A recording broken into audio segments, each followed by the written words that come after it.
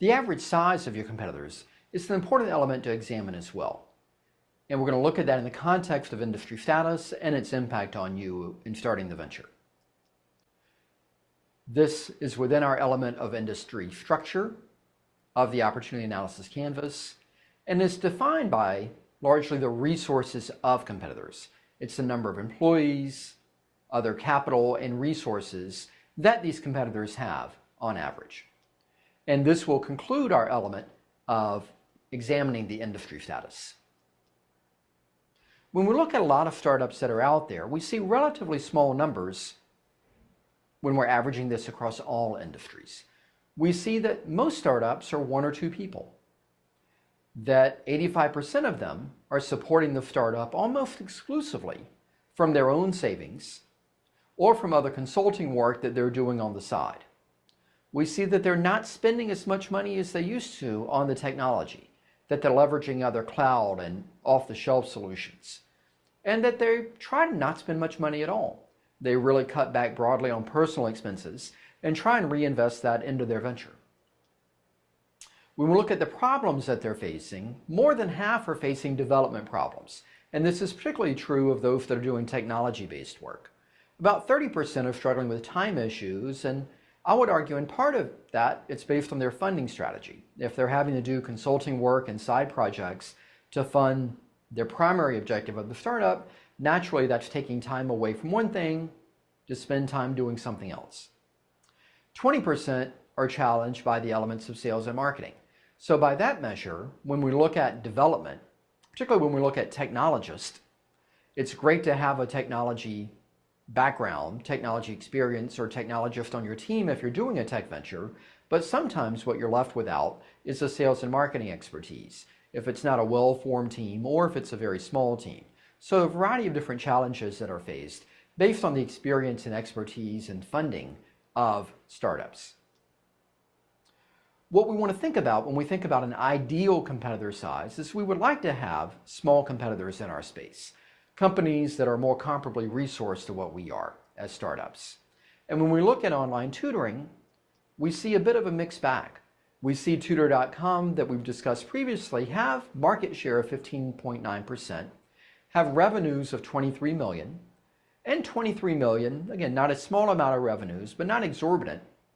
But when we look a bit deeper into Tutor.com, we realize that in January of 2012, they were acquired. And they were acquired by IEC Interactive Group, which is a $3 billion revenue generating company annually, across many brands, including About.com, Ask.com, Dictionary.com, College Humor, OkCupid, The Daily Beast, Vimeo, Tinder, and others. And so when we work to really isolate and think about how big is Tutor.com, well, individually as a unit, they're sizable but not enormous. But when we look at who their backer is and who the parent company is, it's a tremendously well-resourced company.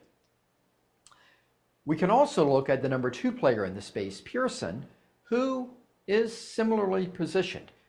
The Tutor, Vista, and Smart Thinking brands are sub-elements and small pieces of Pearson, but again, Pearson collectively, a multi-billion-dollar company. When we look at Pearson individually in the Tutor, Vista, and the Smart Thinking brands, we see that their revenues have been somewhere between 6.9 and 8.4 million over the last 6 years. So it's been increasing, but not increasing at a dramatically high rate. We see their income has been somewhere between 7 and 8%. So not bad, but also not terribly high from a percentage standpoint, and also not terribly large numbers. Hundreds of thousands of dollars for a Pearson is just not a lot of money. So with that, it brings some question to, is the market opportunity maybe not there? Is it hyper competitive? Is it not a priority for them? And I would argue it's probably that third element of it just may not be a large priority versus what some of the other opportunities they have within Pearson. We can also dive into the industry data to try and understand our competitors a bit better. So when we look at 2014, in our current year, we see 147 million in revenue. We shift to the right, we see 208 enterprises. So we can divide those revenues by those enterprises and get the average revenue per enterprise. We can also look at the employment collectively, divide that employment number by the enterprise, and see what the average number of employees are per enterprise. And we're looking at a number somewhere around 20. Between 20 and 25 employees is the average company size.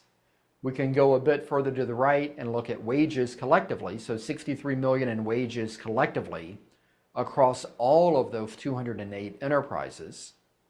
And this will begin to give us some insights regarding who our competition is and what the relative employment and expense and revenues are on average per competitor. We can also look and see how this is changing over time. And we see progressive change starting in 2014 of revenues up 6.4% from the prior year. And for the coming year, 2015, we see an 8.8% forecasted growth. Then it drops down and hovers around 6, 5, 7% annual growth in the coming years. And we can see the other forecasts across the board of marginally improving growth, but not dramatic. We can also look at key ratios, and we can think about revenues per employee. Here in 2014, we see 30,000 revenue per employee on average, and we see 13,000 average annual wages. So $13,000 would suggest that on average these companies are paying minimum wage, or we might find that there are a lot of part-time employees that are included within that number as well. So within tutoring and within the profile of the tutoring, it might be the kind of setup where many of the employees of the company, many of those 25 employees, may be part-time employees or hourly based employees as well. So again, gives us more insights into the industry and how it's structured and how the economics of it are structured. So a key element when you look at these kinds of dynamics, if you want to enter such a space or any other space that already has a few hundred competitors, is how can I grow bigger, faster, cheaper as a startup? Well, one element is outsourcing, and this is not always synonymous with offshoring. Outsourcing simply means that you may have functions of the business, legal, accounting, technology, marketing, or others, that aren't done by the full-time or part-time employees of your company itself. So you're finding other providers. It can be also done by partnership, where you're sharing in the risk and rewards of your venture. It could be joint venturing, which are more formal, ongoing, perpetual partnerships. And when we look at some resources in this space, there are a number of entrepreneurs that are outsourcing a number of legal activities.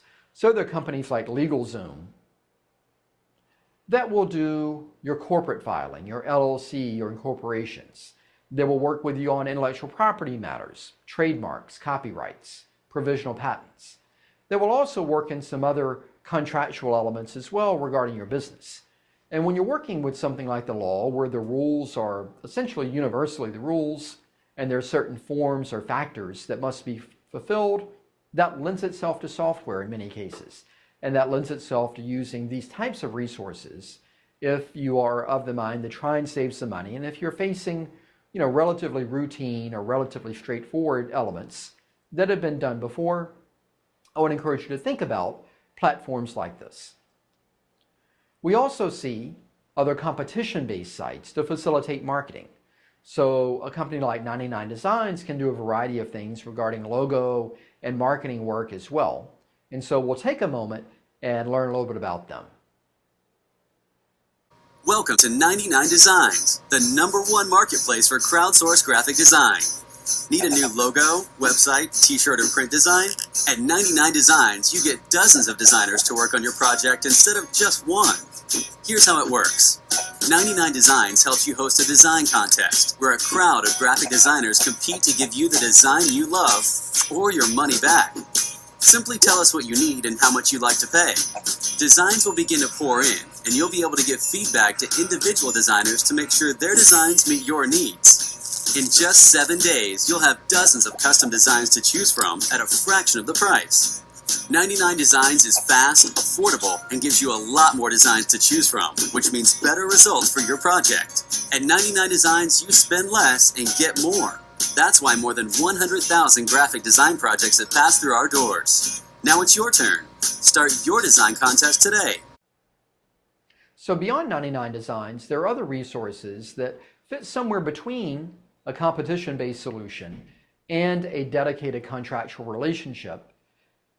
Something like Elance and Odesk are good resources for that, where you can hire freelancers that may be moonlighting or working weekends on the job they do via the week for somebody else. They want to work for themselves independently of that. They may be professional freelancers in that they exclusively do project-based work and are entrepreneurs themselves. They might be other students or other individuals that are new to the space that are looking to build a portfolio and are looking for clients to build those relationships with and to begin building some revenues as they go as well. So this is a site that I've used before. I've used 99 Designs, I've used LegalZoom, and have had success in doing that and effectively being able to outsource work in the legal context, in the marketing text, in this case for publishing and other things, and finding great resources that were very, very cost effective versus going out and trying to hire individuals in a traditional sense. So in summary, when we look broadly at industry status, we find that new ventures perform better in younger industries with immature industry structures. We find there's less competition than if you're trying to compete within established industries.